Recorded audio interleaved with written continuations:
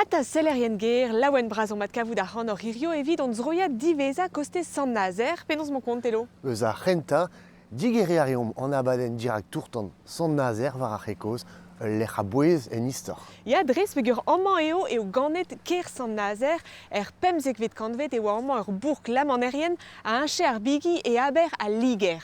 Pedet em eus izio, goulvena, ur pot sod gant kanaouenou ar vro, brezhoneg ar vro, a dansou ar vro, hag a zantvet Sylvain Bahuo. Ur pot eus ar vro meus aon. Goulevo! Diskwezet evo d'ar teul film erez ar seiz breur, pegur eo a meur a arzour eus a luskatse, o chom e Sant Nazaire, rand divea kren amzer, a vo seledi. Nag a drao en abadenn. Ah ya dres, emañ dustio vont da kavout arzur toufna, ur sevener yaouang en eus laket Sant Nazaire war vel en un teul film, ken diustu.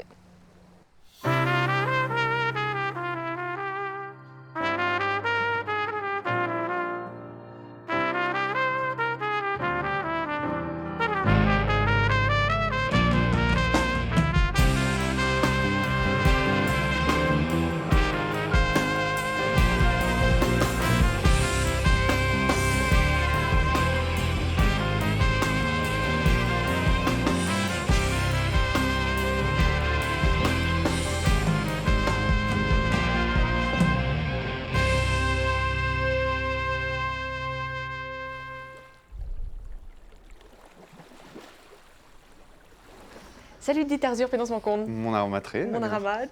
Matre.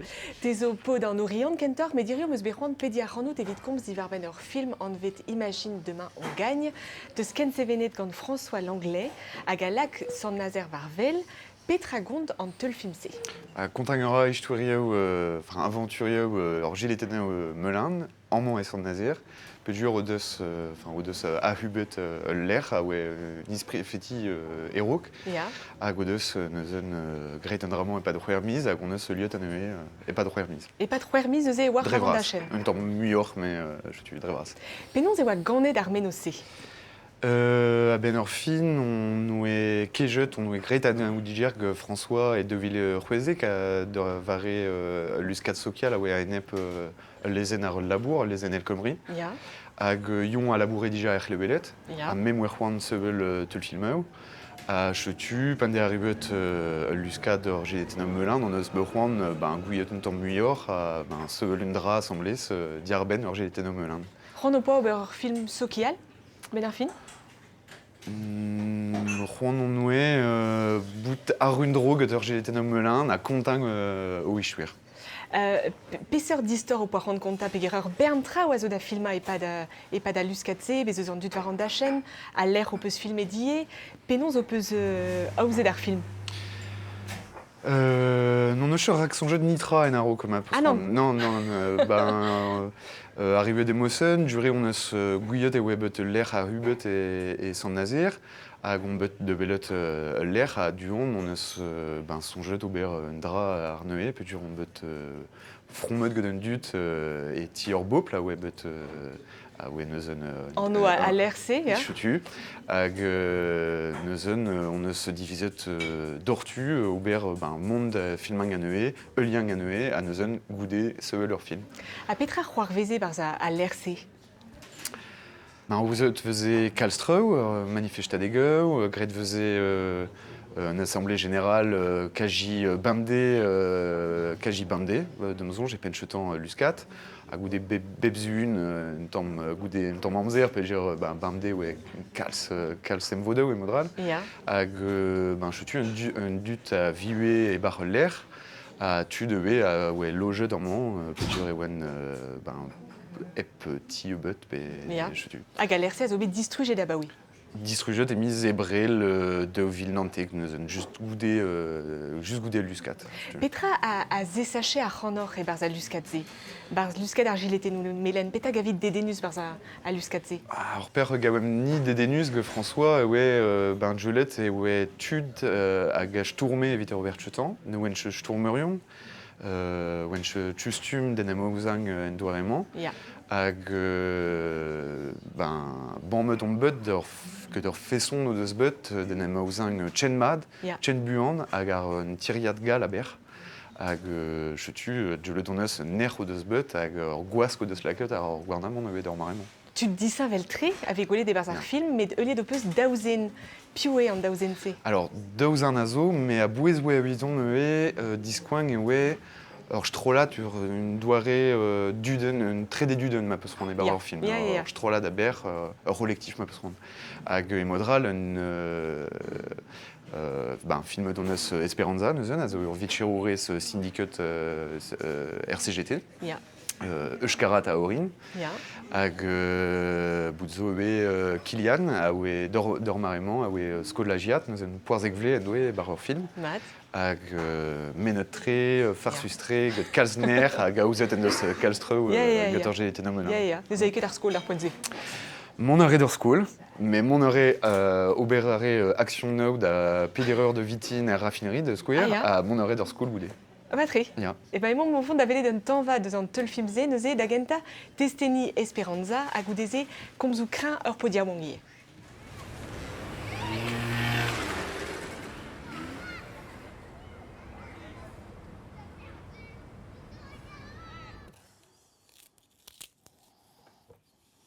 Est-ce que tu as l'impression que tu as changé avec les Gilets jaunes? Il y a plein de questions que je me posais pas avant. Il y a plein de choses que je comprends mieux, des gens aussi, de toute une partie de la population. Et pour nous, les militants dans le mouvement, ça nous a obligés à nous mettre en incommodité, puisque il y avait des gens qui militaient pas, et puis il y avait des gens qui militaient pas du tout comme nous, et qui avaient une autre conception de ce que devait être le militantisme, ou la part que ça devait prendre dans leur vie. Et cette incommodité, ça a généré, je pense, dans le concret, ça génère des choses positives et qui font avancer le collectif. Et dans ce militantisme-là, avec les Gilets jaunes, c'était clairement pas confortable. C'est comme l'histoire des drapeaux bleu, blanc, rouge. C'est pas un facho qui tient forcément le drapeau bleu, blanc, rouge. C'est aussi le symbole de la révolution pour certains. Alors, bah ouais, on n'est pas dans le même monde, on n'a pas les mêmes références. Et si on a déjà gagné un truc, c'est d'avoir appris à se rencontrer et appris plein de choses, des autres, quoi. Et je pense que ça, on s'en rend peut-être pas compte tout de suite, on n'en verra pas le résultat tout de suite, mais si on a une victoire, c'est ça. Moi, ça m'a fait... Le mouvement, il m'a fait grandir. Ça fait réfléchir. Et moi, je sais que dans ma vie, même après le mouvement, il y a des choses que ce sera plus du tout comme avant. Avant le mouvement, j'étais un mec qui jugeait beaucoup au physique, qui parlait avec très peu de gens, j'étais individualiste, j'étais limite pas sociable, très casanier. Et ça m'a fait vraiment changer, vraiment. J'ai plus du tout la même façon de réfléchir, le même point de vue. Il y a des gens ici, que je les ai rencontrés ici, j'ai parlé avec eux. Si je les aurais croisés dans la rue Hier, je les aurais croisés dans la rue, je leur aurais peut-être jamais parlé. Et au final, c'est des gens qui ont un bon fond, qui vraiment, je m'entends bien avec eux. Et c'est surtout ça qui m'a fait grandir ici, ça m'a fait apprendre beaucoup de choses. T'imagines demain au Gaël, comme tu viens de dire, demain au Gaël, la sortie de la MDP sera encore là.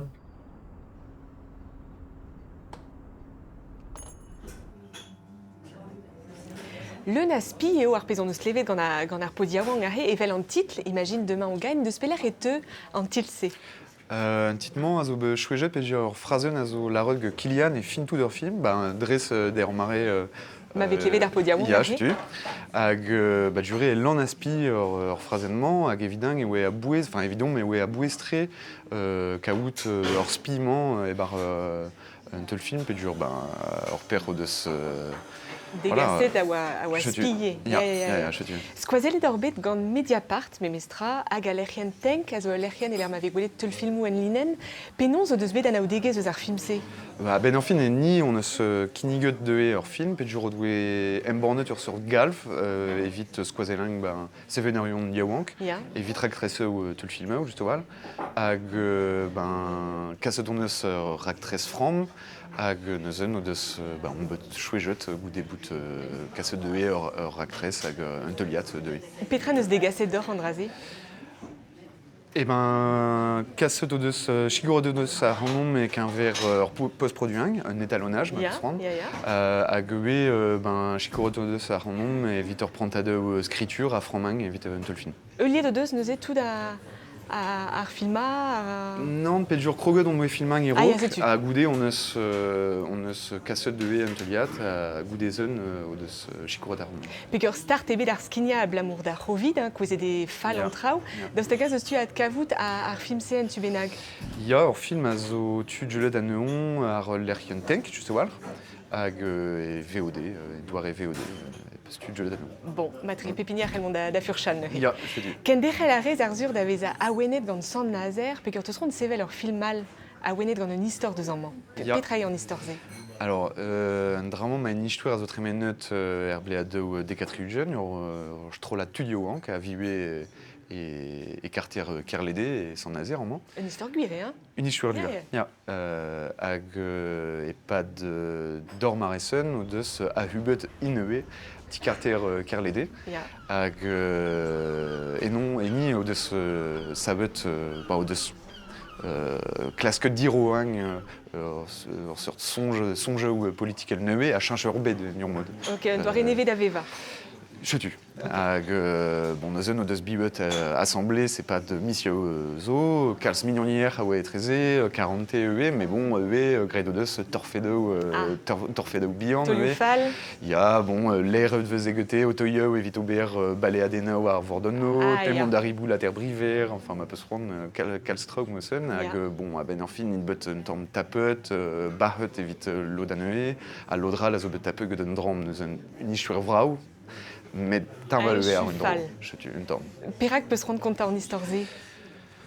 Péduire et histoire rue Wankis Benek. Mais une histoire a zo un temps molvé d'elle, niombo de mzonge, hag kontagnera ben histoire rue Wankis a nen de cherrouan monde à la bourrate. Tchemen et gâteau Reren, ma peut se rendre.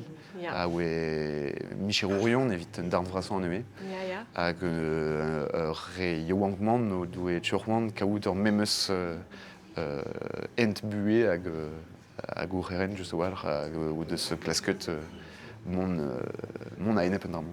En em tout da restos teus ar yaouan ki se? En ur mod ya. Ja. Bon, je sais tu, non je me chen Yowang mais ya, mais fromant on gaden ishwerman ya. Ja, ja, ja. Nous un laboureux on as kal c'est vite ad kaout ben Reyewangman hag Ja. un tamm kouhor e rewende, mais kalz a neue a zo ebe marouet si war hag netchebet estre de gontang an histoire mais Ja, labourad c'est-tu. aron mais vite ur actrice. Var ar skritur vidar poen. Ya, je tue. Andrazen evoke ret du stu, peogwir emaout oc'h en em stuma bremañ. Ya, mais zo anem stumang, Var petra. evite don de vout potre ur skeden, potre ur camera, stumedon a Nina et Paris. E Paris. Ja. Tremen ar ramad an traoù. Très meneur, matré. Matri, Je ba sais. kalon dit ar zur a trugaret da vzade da gont a koz Truc gant que yon. j'adore. Ken ar vechal. Ya. Evit komz diaven ar film, marteze. Ya, matré. E mont du stu Qu'est-ce que on j'ai a kavout telo hag e gouviat evit kont a koz diaven ar zon erez.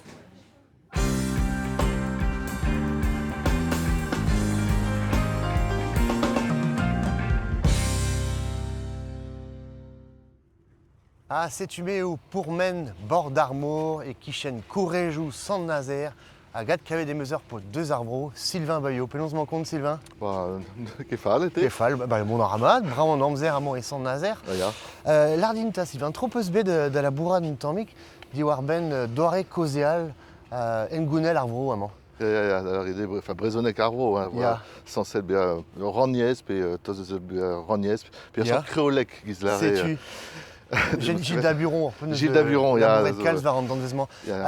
Perag et ouais, Daguet, si on dit d'Arbrezonek de roman. Puis on a voir qu'il est à Riez, hein, de Retter Arvro, de Ja. Retter Brez, hein, Betek Brezi Zelbrem. Sais-tu? Hag pezo Ligue Atlantel, faisait comme Brezonek et Hornog, un département, donc un département à Ronté, Martésé, dans le Marissé. Hag den a war perak eo chomet beo ar Brezonek et touez à Paludérienne. Ja. Récisseur issu Gwenron, costé ce Bourbas, Bourbas. et un ur pemp Kariaden Benak. Betek pegoul, nous avons chômé d'arbrezonek bé ou amant. Diassez l'arrête pegout, enfin l'arrête pegate yes en ovro. Yeah. Mais comme c'était des roises de répem des siècles et des roues une grande Des ronds du ganevet convet. Ja, c'est Accetu et daget. Hag bewa liou spécial gant brezonek arbro amant. Oh ya, bah tost à voir mais me sera de ce brezonek brogrenet, hein. Ya. Mais peso bah ke mesket gant galawek, ke mesket tiye bah gant galek veut juste. Ya. Agaï kaver bah traou azo parce qu'il savoir avel de ce brezonek broguelo. Matre. De la distaget en arvé per nif pif l'air Ya. piou Piou, pif. glaf. Glaf. Glao, Ah ya. traou sortse, hein. Hag dostakaz o bet enrola denou deus ar marze gant tut gomze brezonek vel ur yezvan. Neus ket bet un en roladen, enfin bara ouzon, Ya. zo be gret e 1930 an terkant, Ya. en rolet oa bet Jean-Marie Cavalin deus ur geriaden, mais e galek e oa en roladen a bera oa un très grande seconde benak, Ya. seconde Hélène Benak, a an oa met penos an doa desket brezonek, drugare des ré, hein, Ya. famille, hag renaraie ar chifrou, deus un an betek unek, Matre. un dragisse. Hag neus kri debet hag a zo bet astumet hag a zo tammig gant raniez arbro. Zo bet, betos? A zo bet astumet skridou. Ah, ya, gege, bah, redegout meustra eo bet studiet tampeda mariez, hein. Ya. An eus zo ba unan an eus klesker pennan a zo nean Léon Bureau, Ya. deus naonet, hag oa Yezou a oa un den pinvik a oa amzer de Gaulle, hag an oa savet lerioù var brezonek arvro, Ya. me chiwaz deon pe o bet Colette, tout des labours, puis Tout des dire un labours. wanden, ne fait les quêtes d'ayant en bonne un drap, Ya. manévaqué, peur lipette, peur une doirée parfaite quoi. Ya, mais dam du jar pez meus bet klevet da lennet, bez meus sera Léon Fleuriot, Ya, hag a oa deud aben dat kavout roudou deus a labourse. Gilda Buron in, hein. Gilda Buron, de sa ya. sumet, Ya. Rimadelou vite Bugalé, Matre. hein, n'est-ce que pelzo, mais c'est un dressé de cause de dies l'arrête pédos et Ya. ouet yes a gate. Hein. Ba ya. Hag sur war ie zo ar re hag a gomze brezonek amañ a oa ie dedennet gant an ekonomi ez. Evit mont da verza Olen e Kreisbrai sur war. Sur war. Même meur à bec zo, sur war, Ya. avec gweré, puis oa gwerzet Holland arvro betek Kreisbrez, hein, C'est man tu. ket pelor, hein, hag e Normandie, hein, Ya. mais bon, e Kreisbrez, oa gweler deski, enfin deski, comme ce brezonek, un tam brezonek, evit juste, evit gwerza. gwerza an Holland, ya. Hag ar vro amañ evet danse ie, bez eus un dans an avezen mad, a rond paludier. Ya. Hag a zo bet ar gant aouen zo ken, a rond paludier zo e brezonek. Ya, non, estriget en zo. Enel zo bet kavet, ar gwere, oa betek gan lazo marteze, Ya. oa met a deux meret de Kervalek. Carvalek, trugare. Oa bet an rolet, je savoir gant dastum var bladen, hag ar gant aoenze zo bet dastumet pider pe pem gwech, manefazon ket. Matre. De leur idée, bon, il y a Madé, mais chinoise, même ce qu'on a. Hag adrugare da Gilda Buron, un peu me spot. Ya.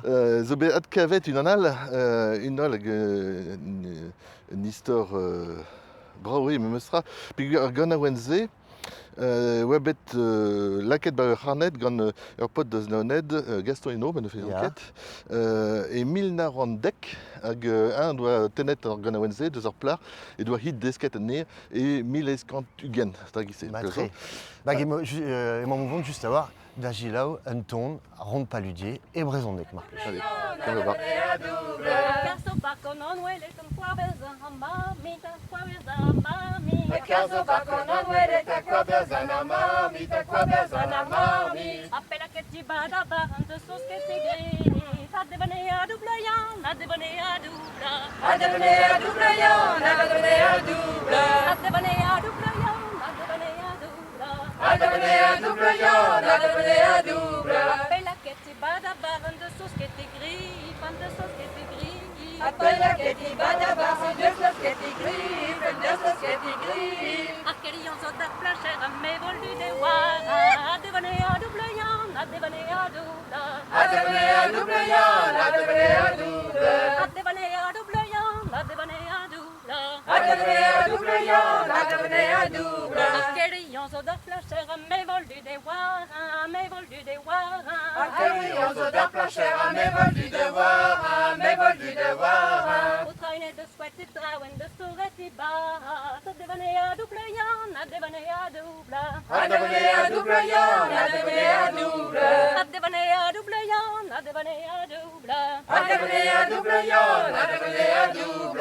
Traine de sweaty trauen de storeti ba, ton de storeti ba. Traine de sweaty trauen de storeti ba, de storeti ba. A shumika zan hospital ke genio quatina, he ka devane a double yan, a devane a. Sais-tu Sylvain, Petra gont ar ganaouenn o pa chila ouais. Ganaouenn ze zo nei chanson de Mantri.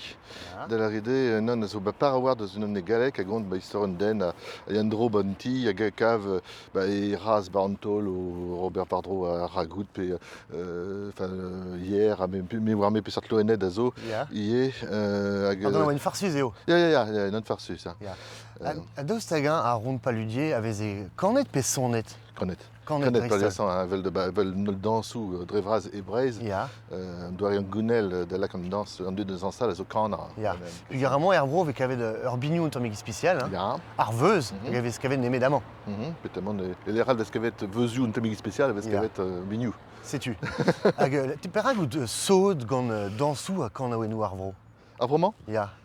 Un peu au mabromé, mabrodilmé déjà, figure à une histoire familier. Ya.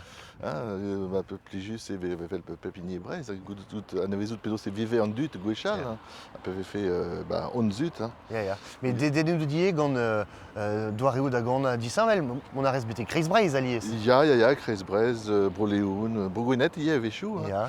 Mais c'est ça, doareo disavel, c'est d'ailleurs Aubert Gandro. Pinvidigues ar brezhoneg e pinvidigues ar vro, ie.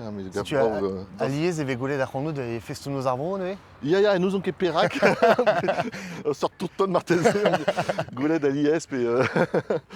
Luska arrez un atelier er vro ie war ben an dansou ar c'han, amant er vro. Ya, non, var dansou, kentor dansou Chris Breiz, un tamik dansou Bourgonet, ie, mais kentor Chris Breiz. Gavotenou, plin. Hag e peler eve ouzet an atelier se? Peler e Gwenran. E Gwenran. Tien mignonez. Hag kaset e brezhoneg pendaben, sponsez doare d'an emzastum etre brezhoneg gerien. Sais-tu, a digor d'an olb? A digor d'an olb, azur. Bon, nizo e liger atlantel amant, Sylvain. Alors vez. A daoust hag e vo at staget sonjdit un deiz benag a liger atlantel da rand vro breiz. Ral bea, nous on ket perak, mais megred e ral bea. Deiz benag e vo, me kenez atra, tout vechou lezen benag, pen den benag, pen arrangement de benag, puis goudarez, goudar penou braz ara o aferioù trezo, te arro an draz e din, a me arro an draz e din. Spiz o dagaout, ma mestra. Oh, ya. Passons j'ai abouillé au Pennec, mais ça, ya, da oui, Pennec. Attenté d'Espagne. Merci dit, Sylvain, obligadur ebe causa à l'Assemblée gagnon. Et mon mouvement vraiment da zelet ouzh un teul film, on vet erez ar seizbreur, hag ar seizbreur a oa luskad ar levechou ugen a tregont, hag an ar pal, kroui, un ars breizek a keltiek, be oa un triugen benag ar zorien e luskadman, hag en eus ur bern de zouto au chom et Saint-Nazaire. C'est une euse erez ar seizbreur.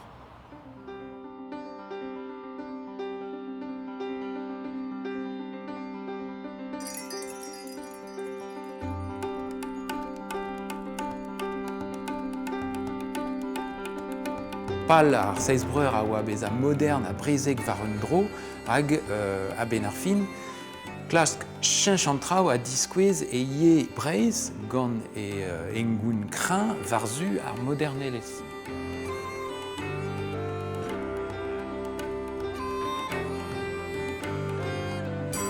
Donc kepel deus ar rubisme.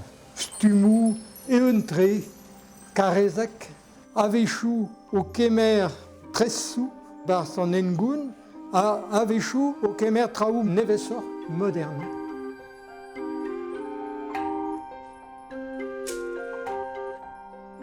Menechou ar seizbreur, a ya kalspeller e get breiz, e oa a wenet gant meur ar zevinadur al e Europa, e oa youl bimont varzur an arzou etre vroadel.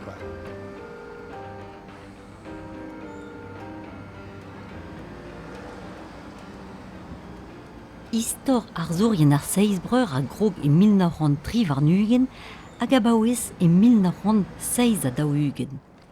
Padal e ken dalron da levezoni ar grouidigez a vremañ. Owen Poe, un designer, zo etouez a re a wenet gate. Dige mer a ra ar hanom e mir di breiz at an departement e Kemper.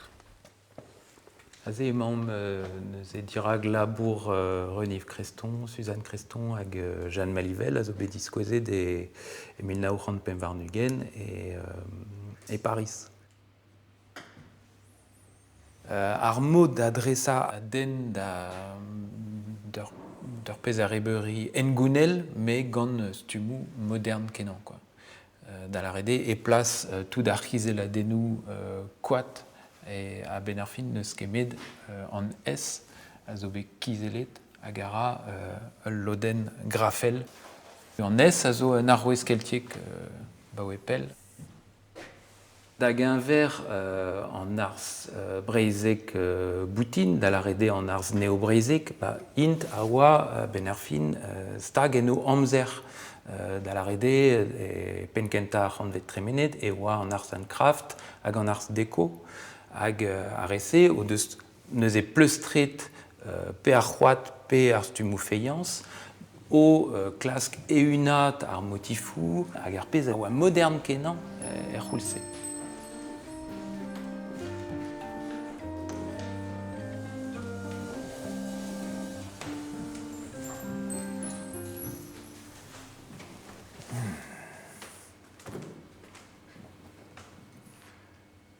Nominoe. Aze om dek vloa divezator, hag setu pa vek gwelet, aze divar tresadennou Creston ar pezet deud ben d'ober, rei a ra sonj, setu perag emeus lavaret nominoe, pegur a ben ar fin, on eus ar sentiment azeza barz un tron, quoi. Ad implijout a reon, pe motifou avec kavet barz an diliat, pe var an arebeuri, evit moderna d'aneo. Aze, eve meneget neus pe ar stumou keltiek evit an es pe an triskel, me ive gant ar ouezioù kizelet, amant eve kredet de ar frizen, ar c'helfe beze ar frizen iverzonat, war un dro.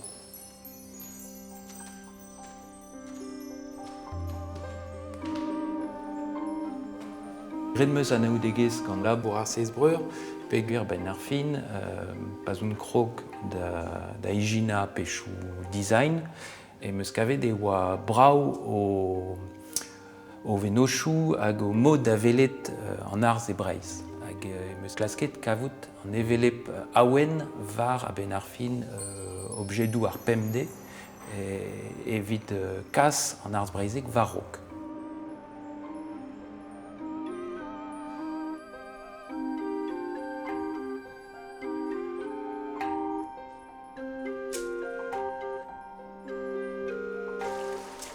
E mirti ar feiance e Kemper e oan o prienti un diskouezadek divar ben Jeanne Malivel an arzourez i doa lancet ar seizbreur e 1903 warnugen. Daouz deit a veaet d'an anaon re yaouang e 1904 warnugen, i deus losket un obeiren pinvidik diom. Jacques es derouet, un arzour orin deus naonet, zo be levezonet kalz gant il labour.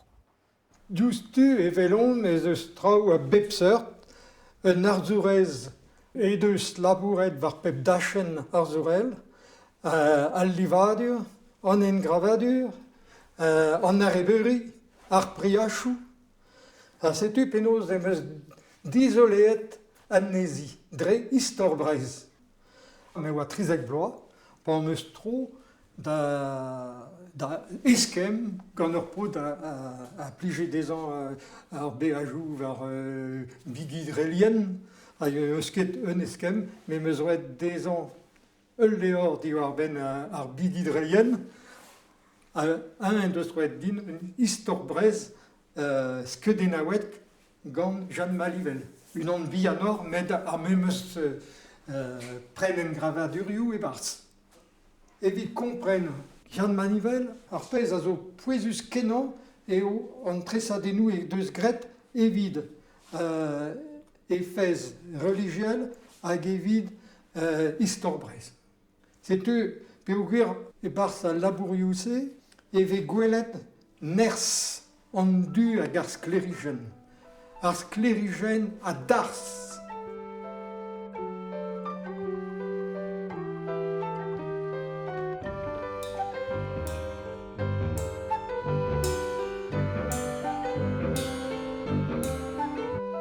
Dre I entgravadurioù koat e oa bet Jeanne Malivel an ini genta deus ar seizbreur o labourat war al lizerennou. Donnet oa bet ar preder gant reniv kreston hag ar vreudeur all goude.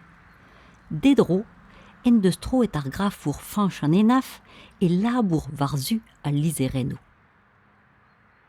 L'oc'h en meus gant a labourse, tamm men ur vont da zijoloui tout a labourioù a skeudennoù gret gant ar seizbreur, hag evel just gant ar galaouen kornog, an grez zo bet ar bouez deus tu eus klavet lizerennou a oa merkenma deus mare ar seizbreur. Hag meus bec'hoant dija da atresa tout a lizerennou deus golo kornog. Ar gavel just beva ur penad ouz pense baz an diverense diwar ben an ars grafek e Breizh e baz ar penad se kreston a roi e zonj dean vit mont var rok var ars a lizerennou e Breizh hag lansara ur sort raktrez vit kinig ur stum lizerennou krouet e Breizh a glot gant an emban brezonek hag an emban e Breizh re braz.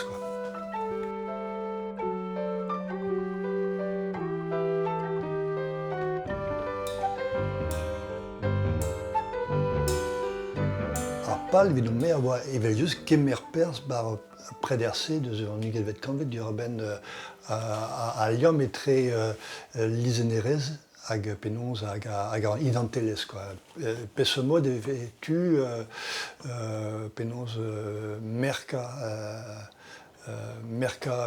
un idantelez ur zevenadur dre stum a lizerennou.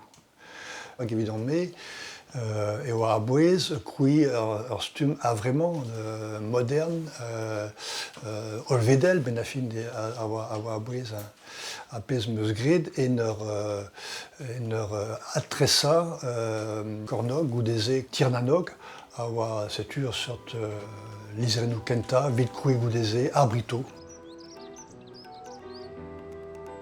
Hag eve gwelet murmui ar brito e lerioù foran e lokon hag e lec'hal.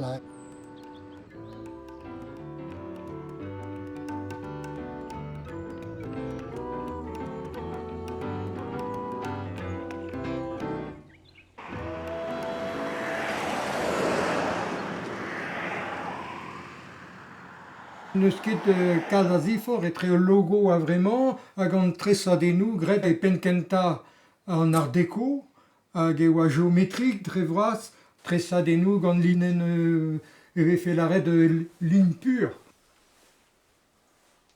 Desket em eus tresa lizerennou a rok ma oa letraset hag an urziater hag em eus desket ma micher gant tud a oa engraverien var ven.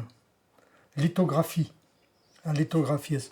A setu, me meus desket tresa lizerennou hag ober tresadennoù edu. Hag evel se, tamm me meus labouret evit an emzaou ive, hag ar vez kenta oa un dra bihan evit skolan emzaou, hag a zo hag ive teot dragon brogembre.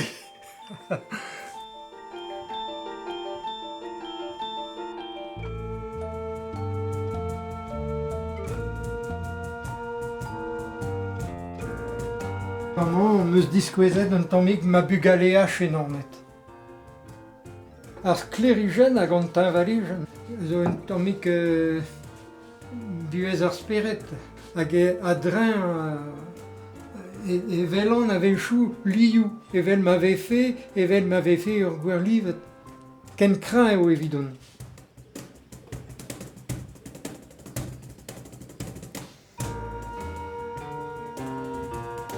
Lo de son arzourien a rang pe a blij de ken labourat gant artizanet zo.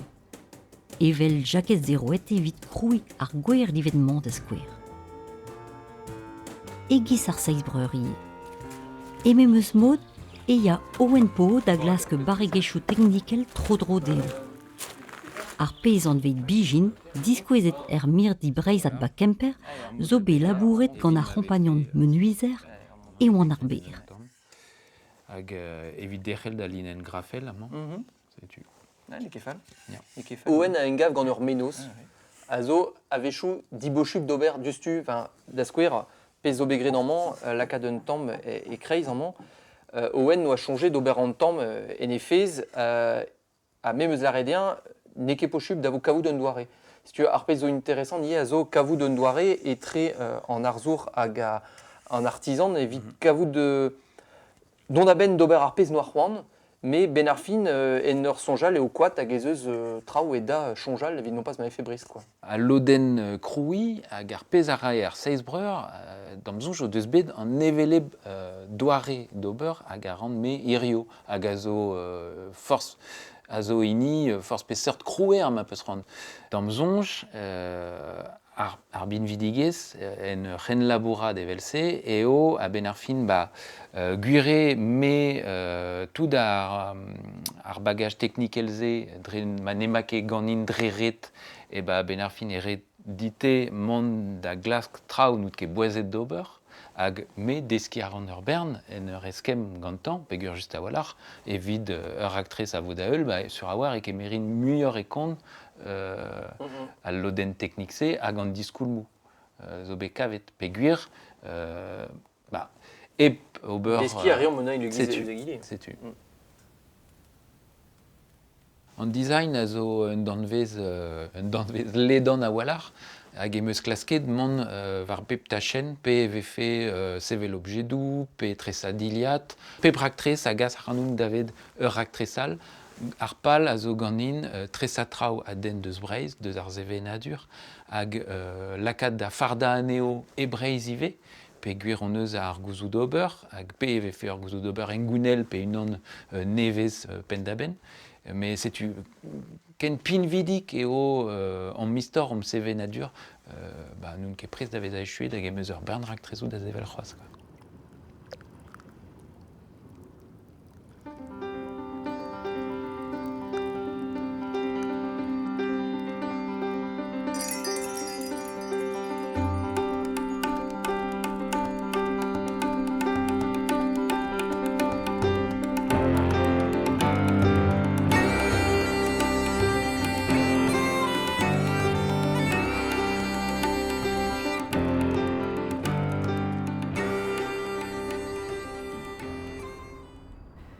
Adalek mizeven ne vo kiniget e mirdi ar paludou e bourbaz un diskouezadek var Jean Fréour ezel eus ar seizbreur marvet e daouvildek. De depoent bremañ rand divea an euliad kren amzer gwestlet d'ar bigi irio. Gwelet evo ar gevredigez gward an nod, staliet e kerlouan, un toulat bigi a zo ganto, briok en o zouez, a briok a zo chilaouid mad, ar vag a vijebet implijet gant ar vretonet, po deus treuzet morbreiz pemvet kanvet.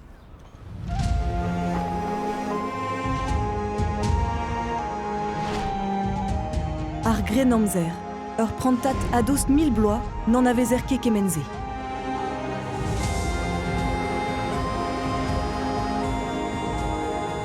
Tara eva anno a sodont gant ar gren amzer. Kemer ar anpers bastrolajou al beverien an istor, da la rede e klaskom pober peptra giz gwechalgoz, en am wiska, dibi, krouit traoù artizanel pe c'hoaz, en em gana, vel just.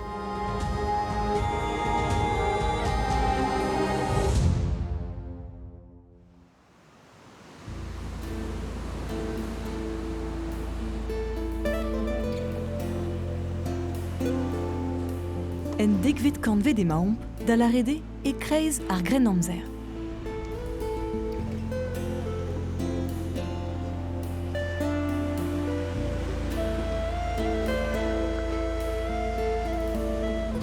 E kerlouan emañ irio, gwisket e giz ur martolot deus an degvet kanvet, lakiet meus diliad ur pot kentor pegureo esor evit fival war ur vag, a just a war adredin emañ briok ur vag ispiciel a war, savet e koat, gant ar c'hour e ler.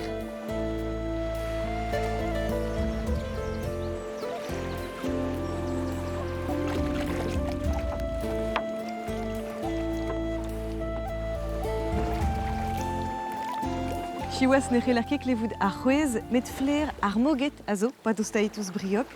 Se zo a balamour d'ar goudrons, ave laket var ar c'hor, se fao carbonizet eo, evit gwarezi a l'air, a mirout ouz an dour, da vont e bars.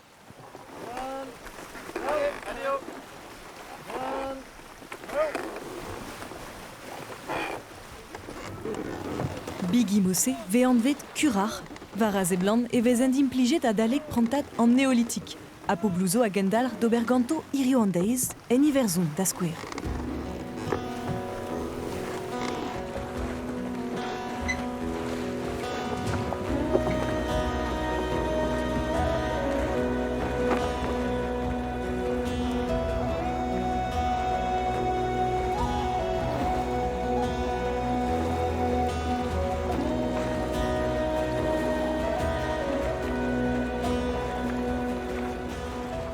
Bon Loïc, tezo martolo d'amant var briok, a lardin ur vag spécial eo memestra. Oh ya zenye davat veke golet kalz a vigi velze ar vro. Kalz bigi mosse, ouais, pas da ar grenomzer kalz bigi kurar. Kalz bigi ya kalzik pesegur ar fetz ba sevel ur vag velze gant koat a gant l'air a zo talvedus restol e ba breizeur hag ba inizi breiz a gal. Pesegur ar broioze vez eke kavet kemeze a vez ir hag eun. Me padal vez e kavet ur bern zaout. Chatal a yoan. Gant ar vag velse c'hell ober gant koat gant tomo koat bihan a valar, a stum ur banner a ouz ar banner ze ve laket krochennou, enfin ur stad l'air vel just. Hag evit briog eo a beizom d'ar dek buor a triugen memesta. Dek a triugen? Ya, me briog a zo unan hag a zo braz a valar memesta ie, quoi. Brasa kurar par vor, ar bed. Bremañ, ya. A zo bremañ, ya. A reze oa implijet muor ben a fin, e breiz o doa dalvoudeg ez ie.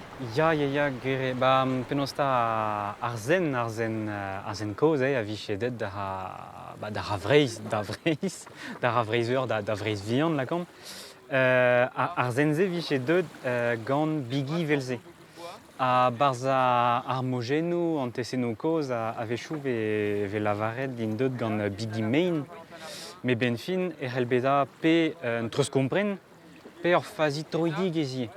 Pesegur e bourseur vag gure e oa un tamm main vid kegina, vid nemdoma a gal. A ben fin, pa deue ar bigi d'ober pinse var Andreas. Goude an eud blovechou pez a chome, e oa kemet ar vein. Veni neuze, pesegur ar c'hoat hag a l'air a zo danvechou naturel, danvechou organik. Neuze a... Breina a ra. Ya, setu breina a ra buan a valar. A se zo koz ie, on eus kemen a labour d'ober var dro briok.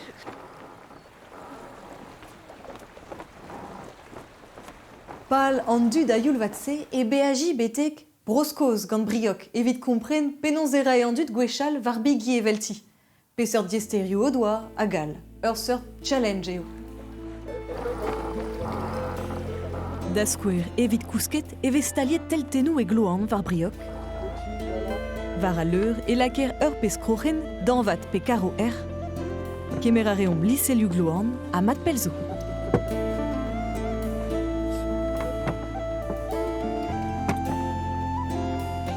Hag evit kavout onen var vor, gret veie gant teknikou ar gren amzer. Da skouer gant ur main kalsit. Pe ur rompas evit kavout an ors a drugarez d'an eol. Fin, pa vez dioutan. A just, bun a bun, la redve e kredetud gwechal e oa ple an douar. Ne ket gwir. Gouzout a ren a baoe an en amzer e oa stumeur voulen dei. Prouet e oa bet dija da vare Aristote a drugarez d'ar sterit, merzet o doa e five an nain hag e oa steret neve en oabl pa vezer o veaji. Var Andrezen e kerlouan e ad kavou fram ur vag kurar al, bihan or evit briok. Atal kichen, ur vag pesketa e koat pendaben.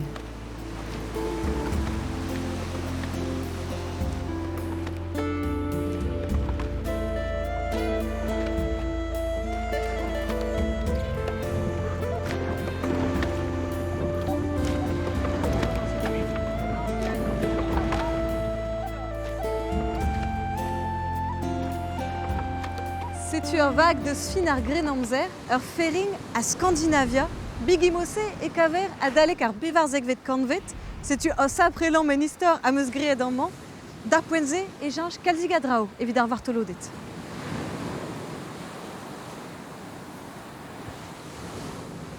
Et pas ar konvejou a rok, an degvet kanvet a betek va an trizegvet kanvet, ar stur zo laket va ar hostez. Setu perak eo ar hostez, tribord a babord. Hostez ar stur, met tam e trizegvet kanvet eo deet an dispard da impluj ar stur e gise, ket va ar hostez, met da eul ar vag. Ah, adre tout. Ya. E gise o gwellor evit mont buanor. Ja, Galaron Chico, Martese, Sache.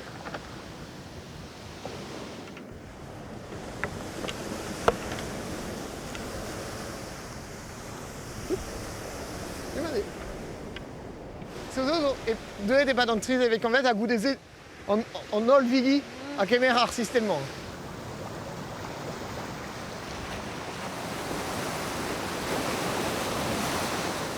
Med e fin ar Grenamzer e Jange Trawal evit ar Vartolodet. Ed eo varrog an teknologi echu, a binvio neve varoler. Une saison an adosvor zo poezus kenan rak an ors zo diskouedet gantan, sais-tu, gant ete e mor kreiz douar, et tremenet e oubet mor atlantel ar mor breiz, tro dro an daouzek vet kanvet, petrizek vet kanvet. Tampedam e veljus eo tape gant an ol, hag tampedam eo tremenet benvioù neve, benvioù al, evit mont pelor pelar. Saison navicula, et le latin ema, e veljus. Hag saison ipliget evit gouzout an eurzu. An eurzu zo poezus kenan rak gant an eurzu eo esor da gout peleremañ hag pu amzer a chom, pa ave krez deiz, evo klasket an neol, hag gant an drae e c'halon kaout à latitude. Bon, ne ket ken simplaze. Torpen emen, Tom. Ya ne ket pratik, moi zo Ya, saison un dras kiantel mior, mais une pliget voine ne beut evit ar beaj vraz.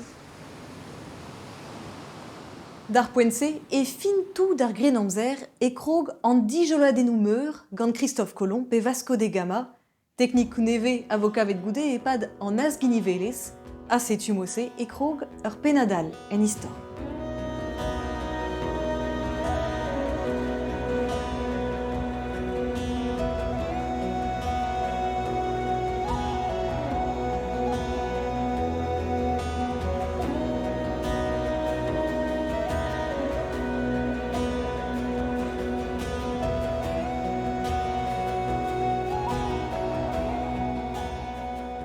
Setu echu gant an euliad Grenamzer, klevet o peus o doa c'hoant an du diawang mont betek broskos gant briok ar vag e l'air, sans se devogret ar VHC an an o ton hag evo tudior euliaoz royouker var Facebook briok. Ah, setu deux des poignes cuitad à ligar atlantel à Saint-Nazaire. A tro on eus bet davele da Montgoulvena ur bern bannielou gwenadu par ar bigi e kreiskir estreget war talben antiker. Dipitus neketa. Dipitus l'arrêté. Trugareka da reom a greiz kalon an davarn sous les palmiers la plage evit o degemer. Ar vechazeux eyem da bourmen koste ar faouet, gourin, langonet a pelor c'hoaz. Emichans an bet plijet gant ar bourmenaden etre Gwenran a Saint-Nazaire, ki miadi a reom bremañ gant son erez evel kustum. Gant ur ganaouen an vet Saint-Nazaire, a kanet gant Philémon. Ken vor gwelet, pokout trouz, ken amo.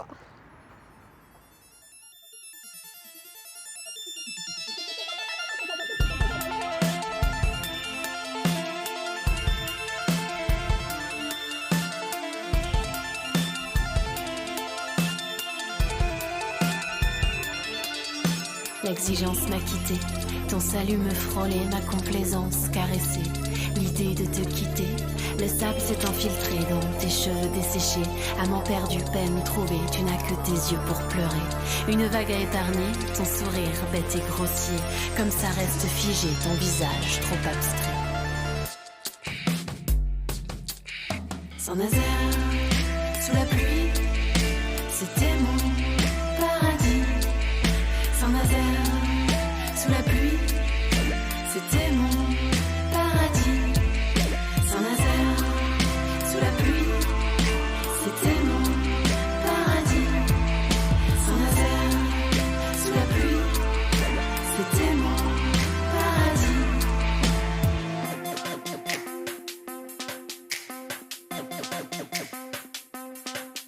Notre amour nous a quittés, il va falloir recommencer. Vider nos valises de saleté, remplir nos vies de dégonflés. C'était beau d'innover, les étourdis passionnés, on laisse leur sac emporter. L'amour trop éduqué, une passion qui s'est échouée côte atlantique au mois de mai. L'échec est là, vif et dressé dans un bateau prêt à couler.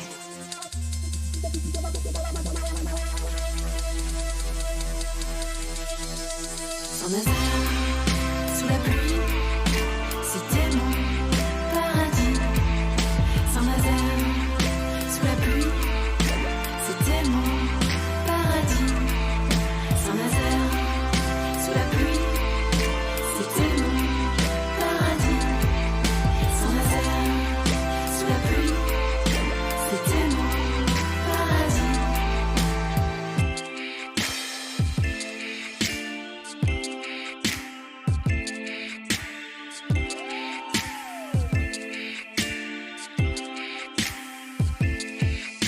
Je t'embrasse de Saint-Nazaire, élève mon verre à nos adieux. Mon baiser de bord de mer, je suis mieux seul qu'à deux. Grosse bise de Saint-Nazaire, tu sais l'amour a plusieurs vies. Encore plus haut, je lève mon verre de ne plus t'avoir dans mes nuits.